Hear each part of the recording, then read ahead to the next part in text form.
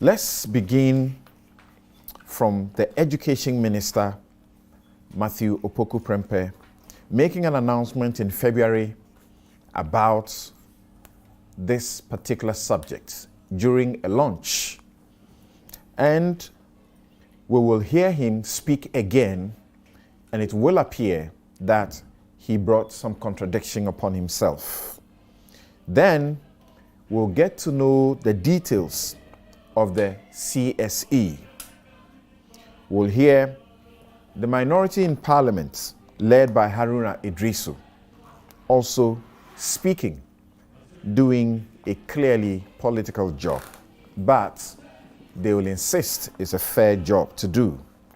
We'll then listen to Reverend Professor Frimpong Manso, Ghana Pentecostal Charismatic Council, state emphatically that they are against what they claim is a demonic agenda. And finally, we'll hear the Archbishop Nicholas Duncan Williams also say, let's hand this sexuality education to parents. My parents never spoke to me about sex. So how exactly will parents also do this? So let's listen to them. We'll be right back. The subject of sexuality education has become a very important matter, particularly for the youth in our societies. Indeed, the changing societal context, characterized by the free flow of information, media pluralism, and the social media, has necessitated the need for education systems to provide accurate information of sexuality education. We in Ghana have a guideline that I've shared with you that we see it is imperative, if this nation should develop, that sexuality education should be part of the curricula that we would launch this year in September, all the way from kindergarten to senior high school.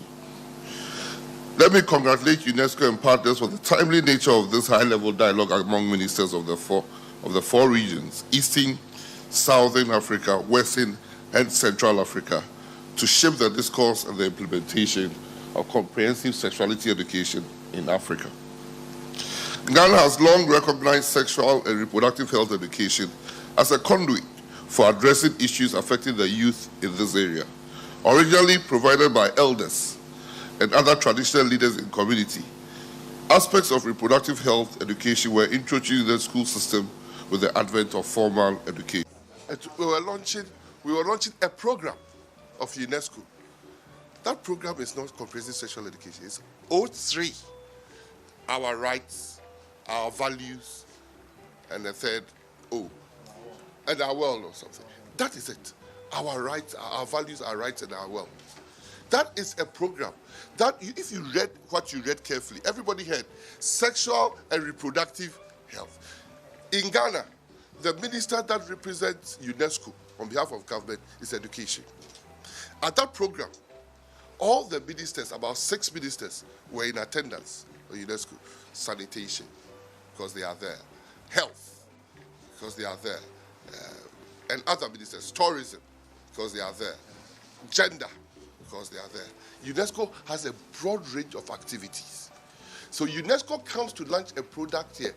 So that adolescent and reproductive health, if you live here now and you go, you will get a document on adolescent and reproductive health. That includes sex education or sexual education. As somebody said, the name comprehensive is what people are battling with. Sex education has been part of the curriculum in Ghana since the 1940s. In fact, today, one president of FIDA saying that they have been going around with UNICEF in communities on this sexual and reproductive health. That is also education. It doesn't necessarily mean that the curricula for running schools includes comprehensive sexual education. They are totally different. If the Ministry of Health or for that matter, Ministry of Information goes around and is educating the public on our civic rights, does it mean that civic rights is in my curriculum? It may be, but it doesn't mean so. So people should get the distinction, because this distinction has a difference. That document that has been done by PPAG, UNFPA, has got nothing to do with the curriculum we are running as Ministry of Education. So when the National Population Council or UNICEF or UNFPA or PPAG has a document to do with comprehensive sexuality education, it does not mean that the curriculum, standard-based curriculum that we have rolled out in school does contain comprehensive sexuality education. The fact that United Nations or UNESCO or UNFPA or UNICEF supports comprehensive sexuality education, just like other countries, there are certain rights that are legal. It doesn't mean that those rights are legal in Ghana. And the fact that we all belong to UNESCO and UNESCO promotes an agenda, it doesn't mean that when you come to Ghana, we do it 100%. That is what the distinction you got to get clear. That when people wanted to promote something that was alien to Ghana, Ghana said, in this country, that is not allowed. And I'm saying that, I'm happy that you said it was Population Council and UNFPA and PPAG that are circulating drafts. Even if somebody develops a draft policy document, it has to go through an approval process. And it will go through an approval process. And it doesn't mean it will be accepted. Important documents going around as part of comprehensive sexuality education is not owned by the Ghana government. It's not owned by the Ministry of Education. We have taken judicial notice of the pathetic attempt by the Minister for Education, the Honorable Dr. Matthew Opoku Prempeh, at the press briefing on 1st October 2019, to deny government's involvement and complicity in its active implementation of this CSE agenda. We want to draw attention to some matters that is important for you that you focus on as a media. That's known and available to us indicate that it is being funded by a Swedish government which has so far committed 22 million United States dollars for the initiative. The Ghanaian government has already assured her international partners that they will do everything politically possible, I'm quoting, to overcome social resistance and operational constraints. God forbid. As for this, the Church of Age is not only inappropriate but threatening that the moral socialization of our children will be left to right morals unknown and unacceptable to us as a Ghanaian people. As for this, we will resist it. We will resist it because it will amount to some moral and cultural terrorism if it was to succeed. We are also aware that government and the UNFPA have entered into an agreement for the UNFPA to provide CSE technical support to the Ghana Education Service. So when they wake up and say that they are not aware of it, they have an arrangement with the United Nations Population Fund for them to provide technical support for the sexuality education curriculum. Additionally, we are aware, so you can put it in contrast, it is not as if we are unaware that they have signed a contract with CSCE Project Implementation Officer operating from the UNESCO Ghana office. The denial by the minister, therefore, is not only naked, but is inconsistent with the truth. We are also aware that the Girl Child Education Unit of the Ghana Education Service organized a one-week workshop at the Kwame Nkrumah University of Science and Technology for training of trainers for the implementation of this particular CSA. This workshop is here, was held from 26th to 30th August 2019 and was addressed by Deputy Director Lawyer Boatin on behalf of the Minister for Education. So when they wake up and they want to speak with a double tongue on this matter, it is only you, the media, which must do a much more thorough journalistic investigation to indicate where they stood few months and a year ago and where they are seeking to belong today. Parents must take responsibility when it comes to sex education.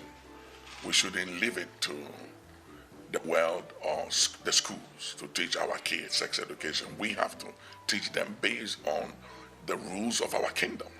And we shouldn't allow the world to impose their method or their principles of sex education, you know, and I think that we should watch that very carefully.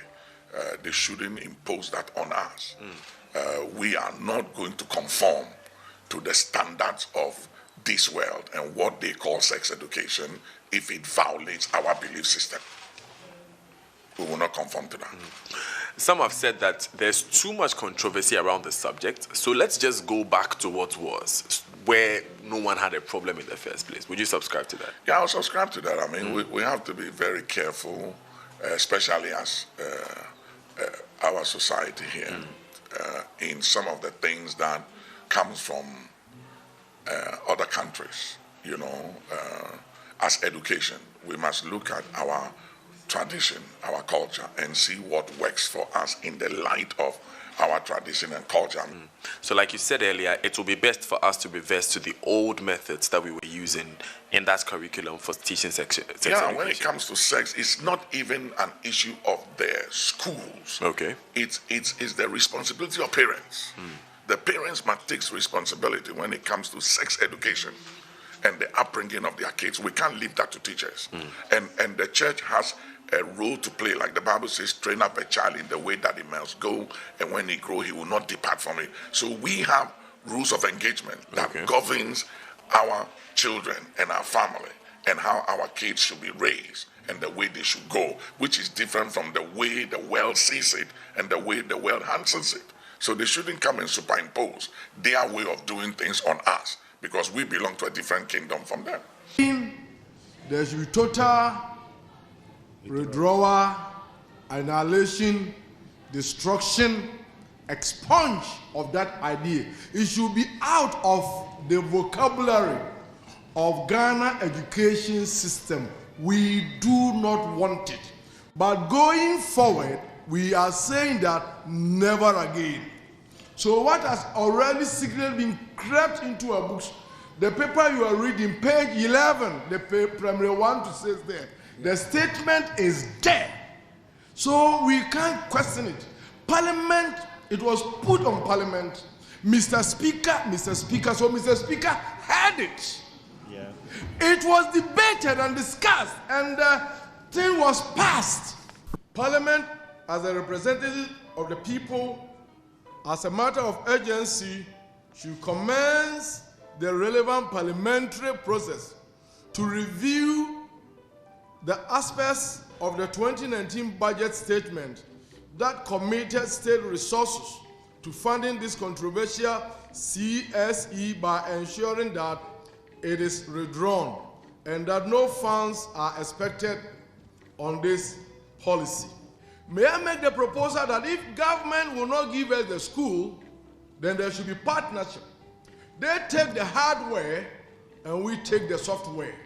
They can build for us, they can pay the salaries, they can do the infrastructure, of course we will help. But the moral training and the upbringing of the children should be given to the churches to control and have authority, so that we will bring out good, matured people in society.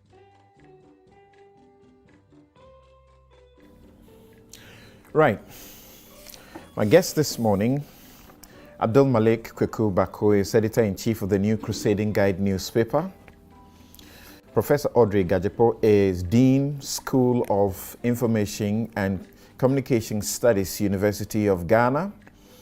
Dr. Prince Hamid Ama is Executive Secretary of NACA. I'll explain that to you. And Eduji Kujo Temeklo Godwin is a lawyer and member of the NDC's National Communications and Legal teams.